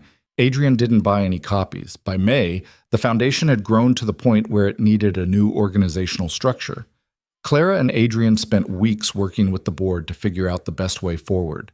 They hired a new executive director, someone with more nonprofit experience than either of them had, and shifted their roles to advisory. This feels weird, Clara said after the first board meeting where they weren't running the show. Good weird or bad weird? I don't know yet. But within a few weeks, it felt right. The new director was good, maybe better than they'd been. The program kept growing, and Clara and Adrian got to focus on the big picture instead of getting lost in the day-to-day details. In June, they found out they were having a girl. Lily was ecstatic. She immediately started planning everything: names, room decorations, which toys the baby would need. "We're naming her Rose," Lily announced at dinner. "We haven't decided on a name yet," Clara said. "Yes, we have. Rose." "Why Rose?" "Because it's pretty, and flowers are nice." Adrian looked at Clara. Clara shrugged. "We'll think about it," Adrian said. "What's there to think about? Rose is perfect." They didn't name her Rose. They named her Emma, after Clara's grandmother. Lily protested for approximately one day, then decided Emma was acceptable as long as her middle name was Rose. "Fine," Clara said. "Emma Rose." "See?" Lily said. "I told you Rose was perfect." Emma was born in September, 2 weeks late, during a thunderstorm that knocked out power to half the city. Clara went into labor at home, and by the time they got to the hospital, she was already dilated to 7 centimeters. "We're not going to make it," she said in the car. "We'll make it." "Adrian, I can feel the baby." "We're not going to make it." They made it. Barely. Emma was born 30 minutes after they arrived, in a delivery room lit by backup generators, with rain hammering against the windows and thunder shaking the building. She came out quiet, which scared Adrian until the nurse said some babies were just like that. And then Emma opened her eyes and looked right at him, and Adrian felt his heart crack open all over again. "Hi, sweetheart," he said. "Welcome to the chaos." Clara laughed, exhausted and crying. That's one way to put it. They brought Emma home 2 days later. Lily was beside herself with excitement. James, now almost a year old, was mostly confused about why there was a new person who cried louder than he did. "This is your sister," Adrian told him. James poked Emma's foot. Emma didn't react. James looked at Adrian like he'd been lied to. The first few months were harder than they'd been with James, not because Emma was difficult, she was actually an easy baby, but because there were now 3 kids and only 2 parents, and the math didn't work. Adrian and Clara were constantly outnumbered. "We're in over our heads," Clara said one night. It was 3 in the morning. Emma was crying. James was crying because Emma was crying. Lily was somehow still asleep. "We've been in over our heads since Lily was born," Adrian said. "We're just used to it now." "This doesn't feel like used to it. Give it time." Clara glared at him. "If you say think positive, I'm leaving you." Adrian wisely said nothing, but they adjusted. Slowly. Adrian's mother helped more. Marcus helped more. Clara's brother, now graduated from college and working his first real job, came over on weekends to give them a break. And eventually, the chaos became the new normal. By the time Emma was 3 months old, Adrian looked around at his life. The 3 kids, the wife he loved more every day, the foundation that was changing lives, the company that was thriving, and realized he didn't recognize any of it. Not in a bad way. In the best way possible. This wasn't the life he'd imagined for himself when he was building his company and dating Vanessa and chasing some vague idea of success. This was better, messier and louder, and infinitely more complicated. But better. One night in December, while Clara fed Emma and Lily helped James build a tower out of blocks that he immediately knocked down, Adrian sat back and just watched. "What are you doing?" Clara asked. "Nothing, just looking." "At what?" "At this." "At all of it." Clara smiled. And I'm really happy." "Good. Me too." Lily's tower fell again. James laughed. Emma stopped eating to look around. And Adrian thought about fireworks and how temporary they were. How bright and beautiful and gone. This, His family, his life, his messy, imperfect, beautiful life wasn't temporary. It was real. It was lasting. And it was enough. The years that followed didn't get easier, exactly. They just got more familiar. The kind of hard you learn to navigate instead of fight against. Emma turned 1, then 2. James became a toddler with opinions about everything and the vocabulary to express exactly none of them, which led to a lot of pointing and frustrated crying. Lily started 3rd grade, then 4th, growing taller and smarter and more sure of herself in ways that made Adrian proud and terrified in equal measure. The foundation kept expanding. By the time Emma was 3, they were operating in 18 neighborhoods across the city and had started licensing the model to other cities. Clara cut back to consulting part-time, mostly because 3 kids under 7 was a full-time job on its own, but she stayed involved in the big decisions, the strategic planning, the parts that mattered most. Adrian's company went through a rough patch in year 12. A competitor launched a product that undercut their prices. 2 key employees left to start their own firm. The board started making noise about pivoting, about innovation, about all the buzzwords that really meant they were nervous. Adrian wasn't nervous. He was tired. Tired of the constant pressure to grow bigger, move faster, chase metrics that didn't actually mean anything. So he made a decision that probably should have been harder than it was. He stepped down as CEO. Not immediately. He spent 6 months finding the right replacement, someone who actually wanted the job and had the energy for it. Then he transitioned to chairman of the board, a role that let him stay involved without drowning in the day-to-day chaos. Clara asked him if he was sure. They were in the kitchen. Emma was finger painting at the table with more paint on her face than the paper. James was building something with blocks that looked structurally unsound. Lily was at school. "I'm sure," Adrian said. "You built that company from nothing."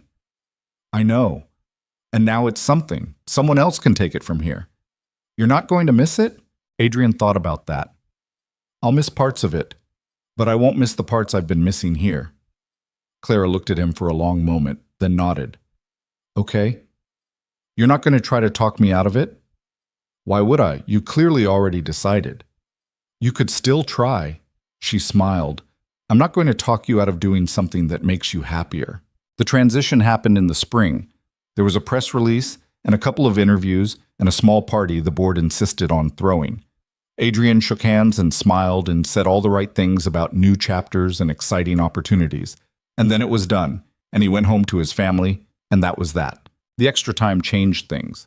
Not dramatically. Adrian still worked, still consulted for the company, still attended board meetings. But he also coached Lily's soccer team that summer, even though he knew nothing about soccer and spent most practices Googling rules on his phone. He took James to the park 3 afternoons a week. He did bedtime with Emma every night, reading the same 5 books on rotation until he could recite them from memory. "You're around a lot more," Lily said one day. They were in the car, driving home from soccer practice. Lily was in the back seat, still in her cleats, covered in grass stains. "Is that good or bad?" Adrian asked. "Good. I like it." "Yeah?" "Yeah. Before you were always busy. Now you're just sometimes busy." Adrian looked at her in the rearview mirror. "I'm sorry I was always busy before." Lily shrugged. "It's okay. You're here now." It was a simple statement, no judgment, just fact. But it hit Adrian harder than it should have, because she was right. He was here now, and that mattered more than all the years he'd been somewhere else.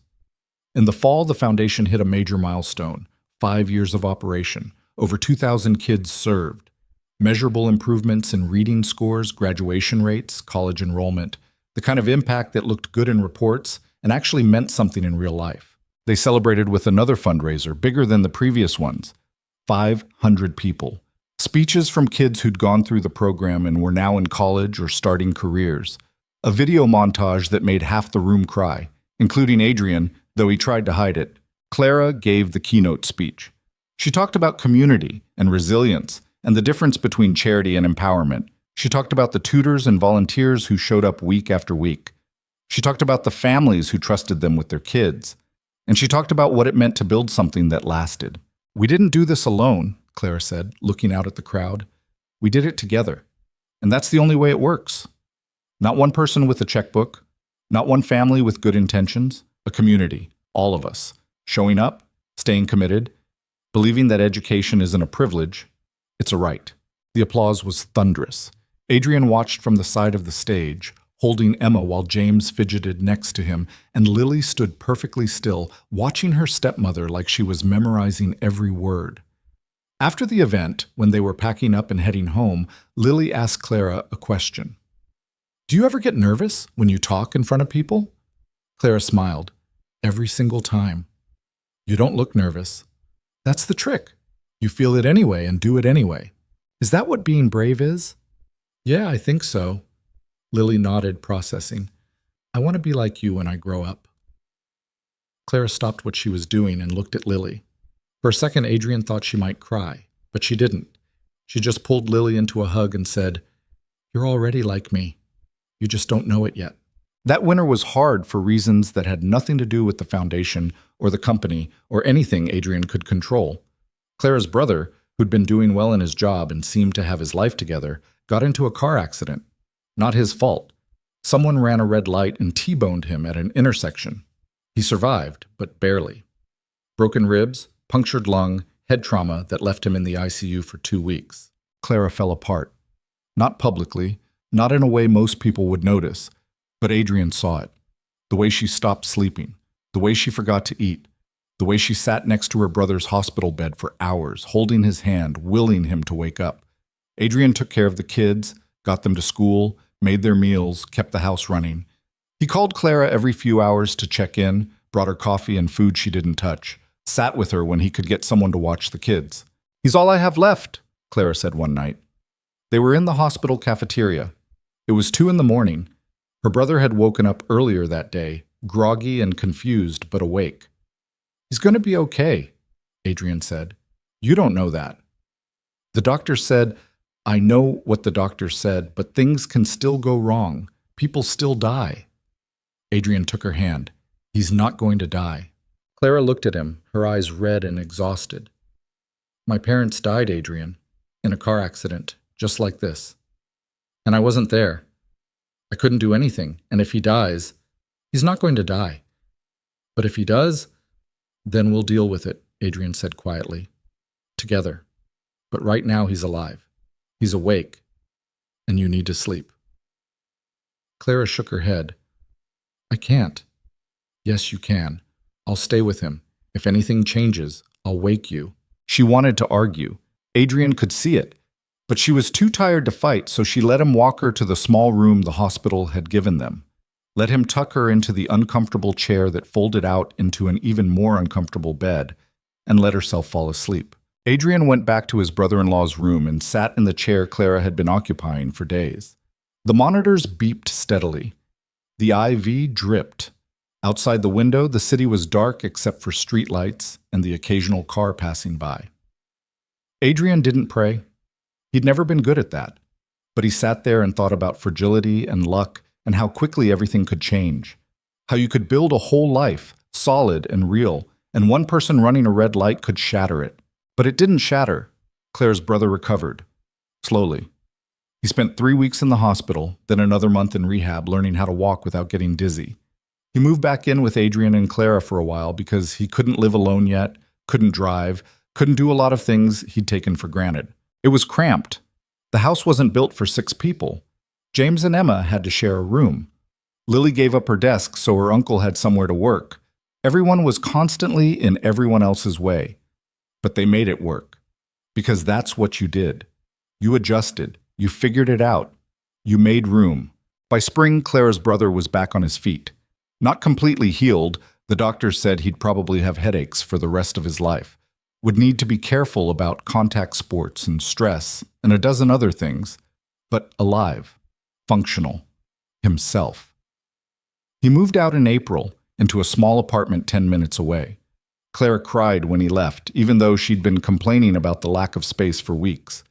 "I'm fine," she said, wiping her eyes. "I'm being ridiculous." "You're not ridiculous," Adrian said. "You almost lost him. You're allowed to be emotional about him leaving." "He's only 10 minutes away." "Doesn't matter. It's still different." Clara leaned into him. "Thank you."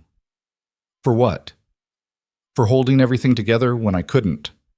"That's what we do," Adrian said. We take turns falling apart. She laughed, watery and small.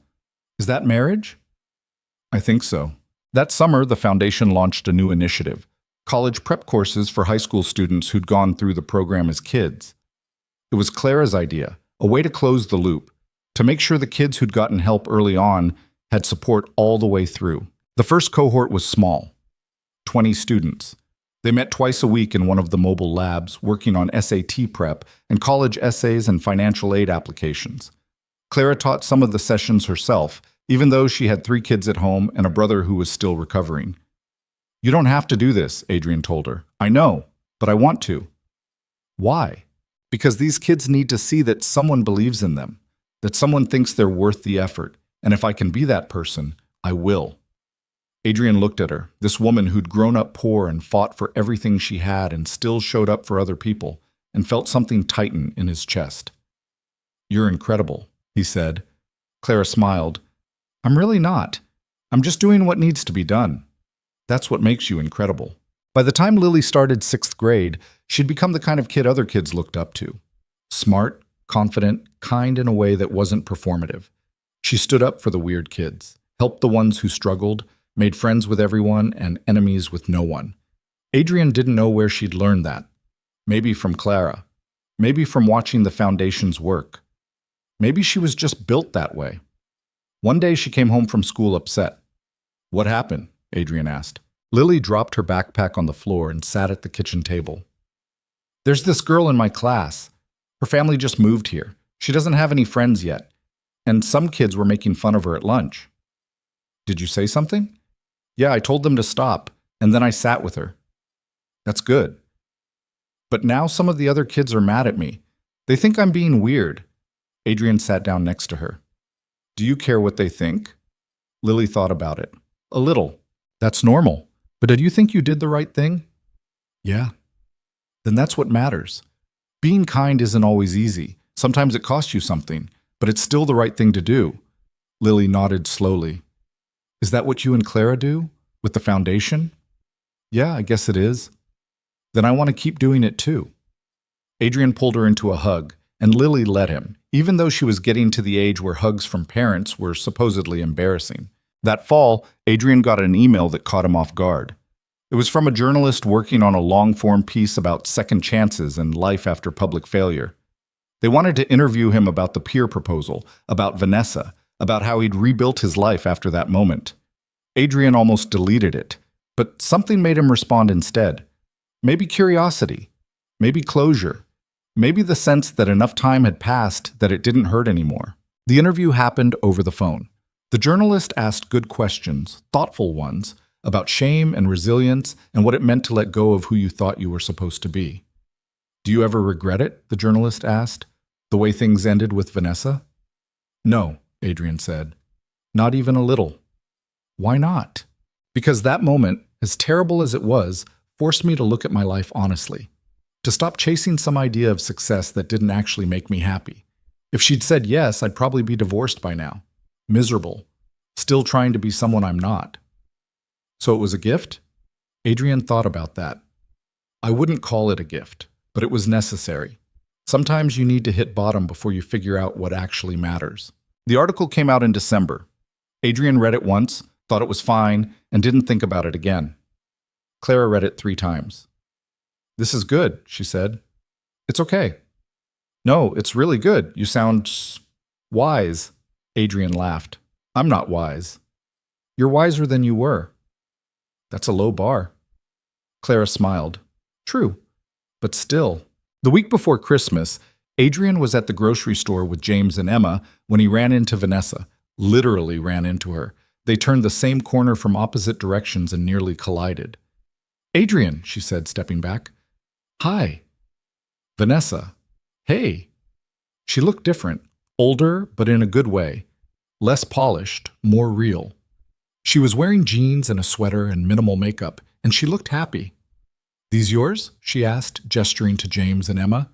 Yeah, James and Emma. They're beautiful. Thanks. There was an awkward pause. James tugged on Adrian's sleeve, pointing at the candy display. Emma was trying to climb out of the cart. I saw the article, Vanessa said. The one about second chances. Oh, yeah. It was good. You sounded good. Thanks. Another pause. Vanessa shifted her weight, looked like she wanted to say something, then did. I owe you an apology, she said. A real one, not the half-assed version I gave you at the coffee shop. Vanessa, no, let me say this. What I did to you on that pier was cruel. I could have just said no. I could have been kind about it, but I wasn't. I humiliated you in front of everyone because I was scared and selfish, and I took it out on you. And I'm sorry. I'm really, truly sorry. Adrian looked at her, saw the sincerity in her face, the regret. I forgive you, he said. Vanessa blinked. Just like that? Just like that. You apologized 3 years ago. I forgave you then. I just didn't say it out loud. Why not? Because I didn't think you needed to hear it. But maybe you did. Vanessa smiled, small and genuine. Thank you. You're welcome. Emma started to fuss. James was still pointing at the candy. Adrian needed to finish shopping and get home before the kids melted down completely. I should go, he said. Yeah, me too. Vanessa hesitated, then added, For what it's worth, I'm happy for you. You got everything you wanted. So did you, it looks like. I'm working on it. I got engaged last month. Congratulations. Thanks. He's good, patient. Doesn't mind that I'm a mess. Adrian smiled. That's all you can ask for. They said goodbye and Adrian continued shopping, and when he got to the checkout line, he realized he wasn't thinking about Vanessa at all. He was thinking about what to make for dinner and whether Clara needed him to pick anything else up, and if they had enough wrapping paper for all the presents they'd bought. Ordinary thoughts. Unremarkable. Perfect. Christmas that year was loud and chaotic, and exactly what Adrian had learned to love. The kids woke up too early. The presents were opened in a frenzy. Lily got a new bike. James got a train set. Emma got approximately 17 stuffed animals because everyone who bought her a gift apparently had the same idea. Clara's brother came over for breakfast. Adrian's mother came for dinner. Marcus and his family stopped by in the afternoon. The house was full of people and noise and laughter, and at one point Adrian stood in the kitchen watching it all and felt Clara come up next to him. You okay? She asked. Yeah, just taking it in. It's a lot. It's perfect. Clara slipped her hand into his. I love you. I love you too, eh? They stood there for a moment, just the two of them in the middle of the chaos, and Adrian thought about everything that had led to this moment. The failures and the false starts, the humiliation and the healing, the slow, hard work of building something real. That night, after the guests had left and the kids were in bed, Adrian and Clara sat on the couch with the lights from the Christmas tree casting soft shadows across the room. Did you see the forecast? Clara asked. No. Why? Fireworks tonight. Some neighborhood display. Adrian listened. Sure enough, he could hear the faint pops and whistles in the distance. You want to watch? Clara asked. Adrian thought about it. Thought about the pier and the proposal and the way those fireworks had lit up the sky while his life fell apart. Thought about how much he'd changed since then. How much everything had changed. No, he said. I'm good right here. Clara smiled and leaned her head on his shoulder. Outside, the fireworks continued, bright and loud and temporary. But inside, in the warm glow of the living room, surrounded by the quiet evidence of the life they'd built together, Adrian felt something that would last long after the fireworks faded. He felt at peace. The years kept moving after that. Lily went to middle school, then high school. James started kindergarten, then first grade. Emma grew out of toddlerhood and into a kid with opinions and questions and a stubborn streak a mile wide. The foundation kept expanding. By year 10, they were operating in 30 cities across the country. Clara wrote a book about educational equity that became required reading in graduate programs. Adrian stayed on the board but stepped back from day-to-day operations, letting the next generation of leaders take over.